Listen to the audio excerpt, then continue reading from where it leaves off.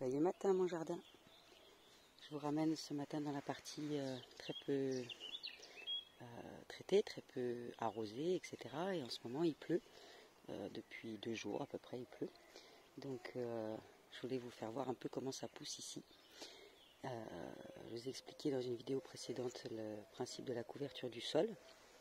Et le fait que les plantes ça ne les dérange pas pour pousser. Même en fait ça favorise leur pousse puisqu'on garde l'humidité sous cette couverture. En même temps, la couverture, elle a l'avantage que quand il pleut et qu'il y a des grosses gouttes qui tombent, au lieu de venir faire ploc, et d'ailleurs là il y a une petite fourmi, d'assommer la fourmi, mais surtout d'envoyer tous les éléments nutritifs plus loin, donc ça participe à l'érosion du sol, et bien là les gouttes elles tombent directement sur ces branches, et après elles ruissellent et elles viennent en dessous. Et là on voit les tournesols qui sont en train de percer cette fameuse couverture. Donc ils ont cette puissance, les graines sont faites pour ça, donc il ne faut pas s'en inquiéter. Et je vous expliquerai après dans une prochaine vidéo pourquoi pour l'instant j'ai pas couvert le sol de mon potager. Donc ici on peut voir partout les graines de tournesol qui sont en train de monter. Là aussi, bon, le pissenlit s'en prive pas, hein, bien sûr. Encore des tournesols. Là, je crois qu'on a un peu fait n'importe quoi avec les enfants, mais bon, ça fait partie du jardin expérimental et du fait que les enfants plantent. Donc on va avoir des tournesols devant. Ça va pas forcément être pratique pour passer sur le chemin, mais c'est pas grave, peut-être qu'on les déplacera. La courge qui va très très bien. Le fraisier qui va bien aussi, hein, même s'il a été déplacé à un moment qui ne lui est pas du tout propice. Il s'en sort bien. Là, regardez ça. Tout ça, c'est des graines de tournesol qui sont en train de percer la couverture. Elle pousse en hauteur et elle pousse la couverture à proprement parler. Hein. Ça ne les dérange absolument pas. Là, la courge, pardon, je vous la montre pas. Elle va bien aussi et je sais que tout autour, il y a des tournesols qui sont en train de pousser. Les maïs prennent plus de temps. Non, ça c'est pas des tournesols. Bon, je ne vais pas passer quelques minutes à chercher ça devant la caméra, mais c'est pour dire que ça ne les dérange pas d'avoir une couverture par-dessus la tête. Et les marguerites sont en train de pousser, d'éclore.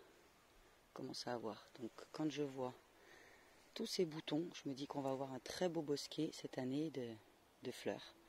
Et ça c'est un plaisir. Et j'ai pris un peu de retard sur le fait de poster certaines vidéos sur une autre série, ou autre que Joyeux matin mon jardin, où je vous explique notamment la pousse du pissenlit. Et regardez ça, le pissenlit comme il est capable de monter. Donc il fait pousser ses pédoncules pour que ses graines passent au-dessus de la végétation qui l'entoure et qui puisse disséminer comme ça de manière optimale au vent, puisque ces graines sont équipées d'un petit parachute. En fait, ici, on a la graine du pissenlit au bout. Et là, le parachute. Donc le pissenlit est une merveille de la nature.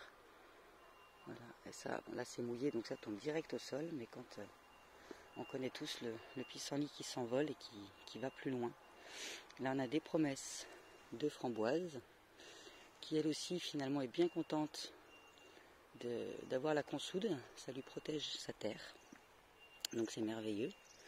Ici on a une limace, et la limace elle n'est pas sur mes petits plantons, elle est sur les plantes sauvages parce que c'est bien meilleur pour elle. Donc si je laisse la végétation sauvage, ce qui va être mangé par les limaces c'est la végétation sauvage.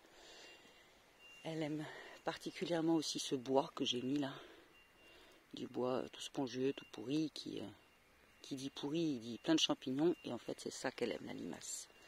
Donc je donne à manger à ma terre, je nourris mes limaces, elle me protège mon jardin, et du coup on travaille ensemble au lieu de se détester.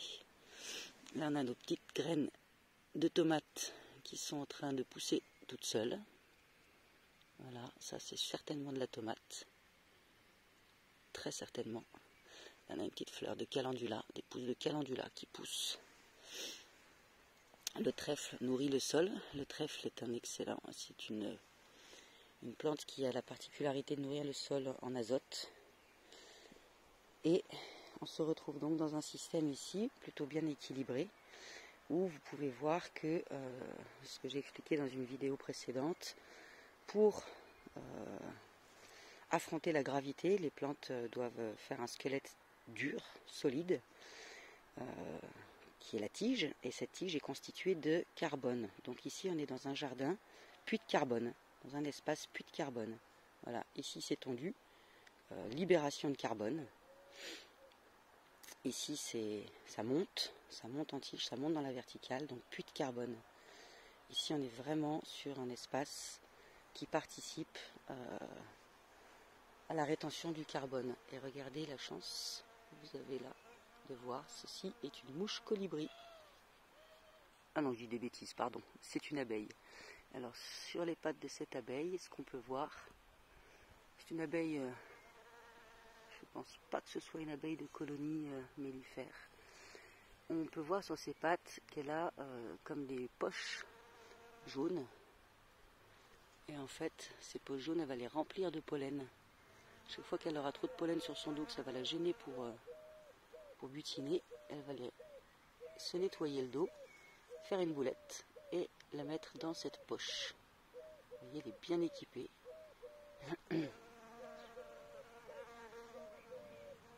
elle va en faire une petite boulette de pollen qu'après les apiculteurs récupèrent et que nous consommons quand on achète du pollen.